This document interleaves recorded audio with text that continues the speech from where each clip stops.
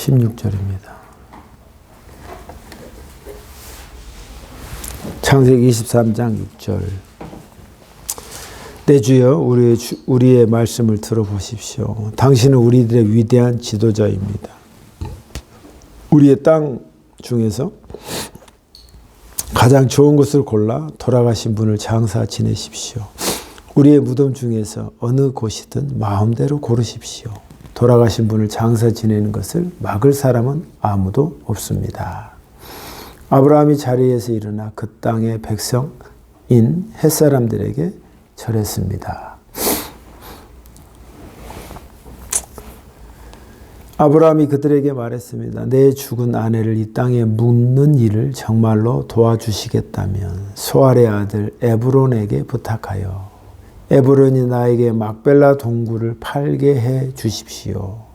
그 동굴은 에브론의 발끝에 있습니다. 물론 값은 넉넉하게 치르겠습니다. 그 동굴이 당신들 가운데서 내게 속한 매장지가 되게 해 주십시오. 그때 에브론은 햇사람들과 함께 앉았습니다. 에브론이 성문 곁에서 햇사람들이 다 듣도록 아브라함에게 말했습니다. 내 주여 그러실 필요 없습니다. 내 말을 들으십시오. 그 땅과 거기에 있는 동굴을 그냥 드리겠습니다. 이 사람들이 보는 앞에서 다 드릴 테니 돌아가신 분을 장사 지내십시오. 아브라함이 햇사람들 앞에서 절했습니다. 아멘. 은혜로우신 주님, 오늘 주님의 말씀을 전합니다. 아브라함의 옛날에 있었던 일이 우리하고 어떻게 연결이 되는지 오늘도 주님 앞에 믿음을 구하고 영적인 눈을 열어보기를 원합니다. 그 속에서 우리가 아브라함이 참 잘 살았듯이 우리 인생 또한 그렇게 살기를 고대하고 바랍니다. 오늘 여기에서 힌트를 얻어 우리의 삶이 그렇게 복된 인생이 되도록 축복해 주시옵소서. 예수님 이름으로 기도드립니다. 아멘.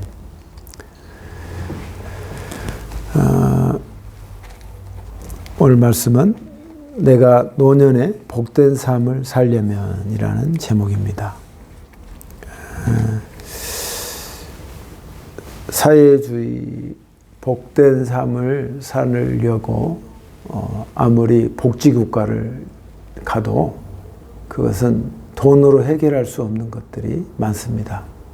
그래서 스웨덴이나 이런 좋은 나라들도 복지국가를 추구하고 있지만 놀랍게도 자살률이 훨씬 많다는 걸 우리가 이해할 수 없는 부분으로 받아집니다.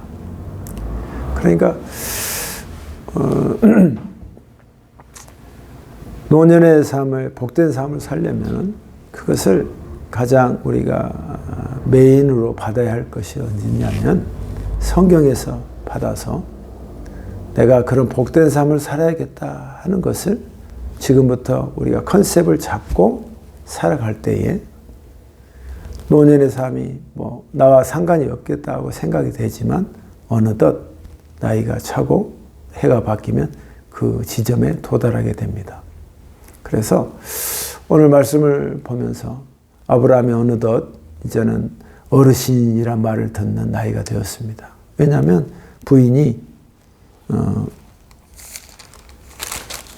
127세에 부인이 죽었기 때문에 본인도 나이가 훨씬 더 많잖아요.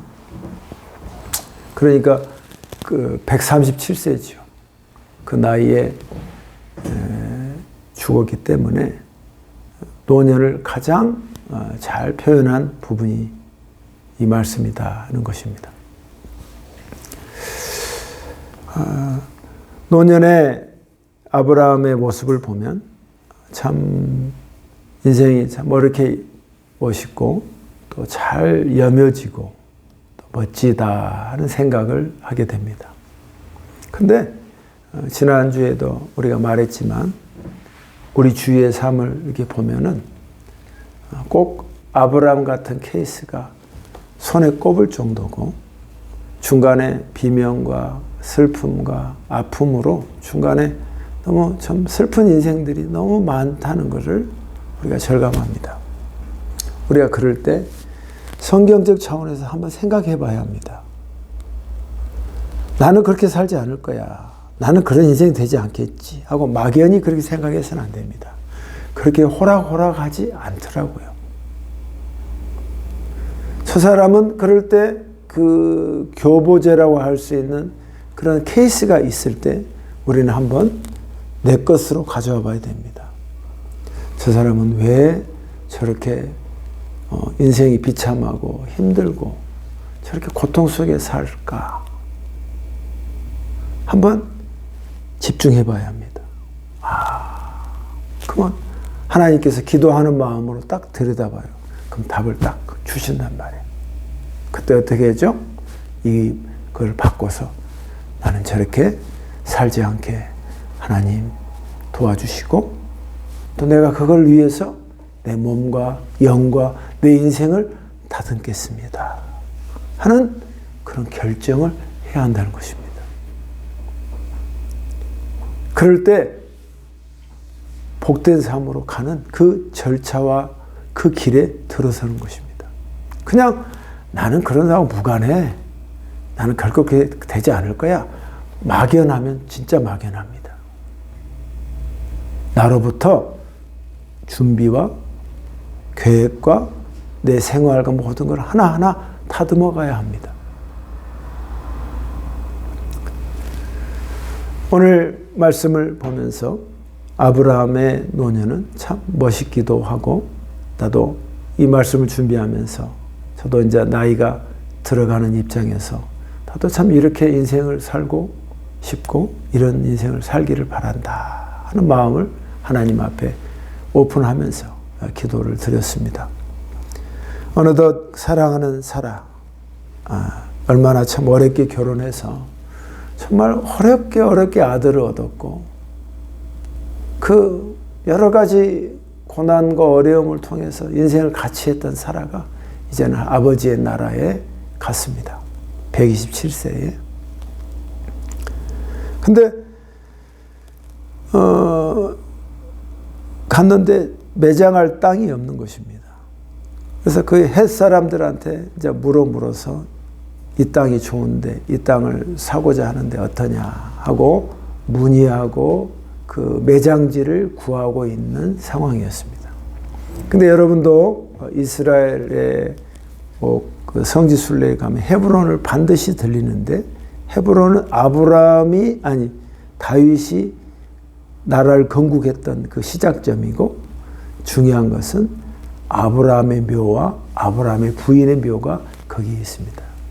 그래서 사람들이 막 웅성웅성하게 보는데 그냥 묘예요. 그냥 아무런 그냥 큰 묘가 있는 거예요. 저도 뭣도 모르고 봤는데 그래서 사람들이 그 묘지에 대해서 굉장히 중요시하고 그 앞에는 이스라엘 군인이 총을 차고 경계를 하고 있습니다. 왜냐하면 아랍 사람들도 우리의 조상의 어머니가 여기 묻어 있기 때문에 다 그곳에 온단 말이에요. 서로 한 몸인데 두 파가 갈라졌으니까 그곳에서 분쟁 지역이 있을까 봐 경계하기 때문에 그렇습니다. 그래서 사라가 죽어서 갔는데 우리는 나그네고 우리는 하나의 외부인인데 이 땅을 어떻게 우리가 할 수 있겠습니까? 살 수 있겠습니까? 하고 아브라함이 요청합니다. 근데 6절에 보면 내 주여 우리의 말씀을 들어보십시오. 당신은 우리의 위대한 지도자입니다. 우리의 땅 중에서 가장 좋은 곳을 골라 돌아가신 분을 장사 지내십시오. 그리고 무덤 중에서 어느 곳이든 마음대로 고르십시오. 장사 지낼 것을 막을 사람이 아무도 없습니다. 하고 이렇게 말하는 것입니다. 여러분, 예나 지금이나 땅을 공짜로 주겠다는 사람은 정말 이거는 대단한 것입니다. 근데 공짜로 준다는 건 뭐죠? 이 사람이 그만큼 이 이방인들에게 잘했다는 말이에요. 덕을 베풀었다 그 말이에요. 그래서 여기에서 위대한 지도자시여. 이게 그 전에 자기 군대도 있었고 힘도 있는 사람이고 또 게다가 덕까지 있는 사람이었다는 것을 증명하는 것입니다. 그러면 우리의 문제로 가져와서 내가 노년에 복된 삶을 살려면 어떻게 해야 되느냐. 첫 번째는 이 말씀의 힌트를 얻어서 내가 지금부터 다른 사람에게 덕을 베푸는 사람이 되어야 한다는 것입니다. 덕을 베푸는 사람이에요. 아니 얼마나 덕을 베풀고 사람들에게 대접하는 자였으면 부인이 죽었으니까 우리 땅을 이렇게 제일 좋은 땅을 가져가십시오. 그냥 가져도 됩니다. 진심으로 아니에요. 내가 돈을 지불하겠습니다. 아닙니다. 가져가십시오. 이러냐 이 말이야. 그만큼 우리가 이 정도까지는 안 된다 할지라도 우리가 주위의 사람들에게 이방인이었고 하나님을 믿지 않는 그들에게 우리가 굳이 잘 보일 필요는 없지만 그러나 하나님을 섬기는 사람으로서 내가 은혜를 받았잖아. 주님 앞에. 나는 죽어서 천국 가는 확신이 있잖아. 그러나 그들은 죽어서 천국 간다는 보장이 없잖아. 근데 은혜를 받은 자로서 또 그동안 주님이 먹고 살게 해주셨잖아. 아브라함도 그렇고 나도 그렇고. 그러니까 다른 이에게 각박하게 굴지 않고 다른 이에게 내가 은혜를 받은 만큼 다른 이에게 은혜를 베푸는 사람이었다 이 말이에요. 이게 좋은 그리스도인의 모습이다 이 말이에요. 그러니까 다른 사람에게 뭐 하더라도 저도 살기가 각박해서 이 말씀에 그렇게 살지 못했습니다. 그냥 어떻게 하든 아끼려고 하고 막 그러려 했는데 지금 와보니까 너무 참 삶이 힘들어서 그렇긴 했는데 그게 아니라 하나님께 은혜를 받은 만큼 다른 이에게 은혜를 베푸는 그런 사람이 되어야겠구나 하는 것이 나이 들면서 하나하나 깨달아지는 것입니다. 너무 이기적이고 너무 개인주의적이 아니라 다른 사람, 그러니까 오죽했으면 자기 땅을 제일 좋은 땅을 그냥 가져가십시오 할 정도냐 이 말이에요. 그랬던 것은 이 양반이 많이 베풀었다는 것이고 많이 다른 사람에게 대접했다는 얘기예요. 대접했다. 사랑하는 성도 여러분, 우리가 마음을 공간과 여유를 가집시다.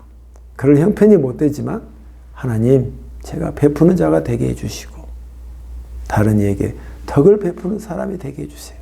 말 한마디라도 따뜻하게 말할 수 있는 사람. 내 안에 예수가 있잖아. 예수님은 나에게 친절하게 말씀하시잖아. 그러니까 나도 다른 이에게 좋게 말하는 사람이 되면 그자도 마음 문이 열려서 어떻게 베푸니까 그도 베푸는 거야 이렇게. 사랑하는 성도 여러분, 노년에 우리가 복된 삶을 살려면 그냥 그렇게 사라지지 않습니다. 지금부터 그런 내 마음의 컨셉을 잡고 내가 그렇게 살겠습니다. 그러면 하나님 나는 그 부족하고 그러면 내가 뭐 한 치 앞을 막 모아도 될까 말까 내 인생인데 어떡합니까? 하나님 이 빈 곳을 채워주십시오. 여러분 이런 마음과 여유를 가질 때 하나님께서 여러분의 주머니를 도와주시고 넉넉하게 채워주실 줄 믿습니다. 그러니까 서로 그 땅을 가지려면 그게 막벨라 동굴입니다. 지금 가면 그 막벨라 동굴이 있습니다. 가면. 그래서 그곳에 장사를 지내게 되는 것이에요. 지내는데 땅을 구하려고 하고 이제 결정이 돼서 진행하는 과정이 있습니다. 아브라함이 자리에 일어나서 땅을 그렇게 준다고 하니까 일어나서 그 땅의 백성인 햇사람들에게 절을 합니다. 그 노인이 100살을 넘은 노인이 그 사람들에게 절을 합니다. 아브라함이 그들에게 말합니다. 내 죽은 아내를 이 땅에 묻는 일을 정말로 도와주시겠다면 소알의 아들 에브론에게 부탁하여 그 막벨라 동굴을 팔게 해 주십시오. 그럼 내가 공짜로 준다고 했지만 내가 넉넉하게 값을 치르겠습니다. 그렇게 말합니다. 아브라함이 결코 공짜를 그냥 낼름 받지 않습니다. 우리 같으면 이야 기회는 이때다 하고 탁 입식 닦아버려. 너 준다 그랬지? 딱 그렇게 하는데 결코 그러지 않습니다. 덕이 있는 자요, 위대한 지도자요, 또 하나님의 넉넉함을 가진 자이기 때문에 이런 모습을 갖습니다. 그래서 아브라함이 그 햇사람 사람들에게 모든 사람들이 보이는 앞에서 다 듣도록 내가 넉넉하게 지불하겠습니다. 하니까 또 말합니다. 내 주여 그러실 필요 없습니다. 내 말을 들으십시오. 그 땅과 거기에 있는 동굴을 그냥 드리겠습니다. 이 사람들이 보는 앞에서 다 드릴 테니 돌아가신 분을 장사 지내십시오. 이 사람들 앞에서 하는 뭐야? 공중이 되겠다는 거예요. 내가 이걸 소유권을 이정을 하는 데 있어서 많은 햇사람들이 옆에 있어. 주위 동네 사람들이. 이렇게 그냥 드린다니까요. 1대1로 나중에 군말하고 다른 말 할 것 같으니까 모든 사람이 보는 앞에서 내가 그냥 드릴 테니까 그렇게 좀 해주세요 하고 하는 거예요. 그러니까 아브라함이 12절에 아브라함이 햇사람들 앞에서 또다시 절을 했습니다 하는 내용이 나옵니다. 자, 여러분, 두 번째에서 우리가 알 수 있는 게 뭘까요? 우리가 내가 노년에 복된 삶을 살려면 어떻게 해야 할까? 두 번째는요, 예를 갖춘다는 것입니다. 예를 갖춘다는 것입니다. 이런 노년이 됐는데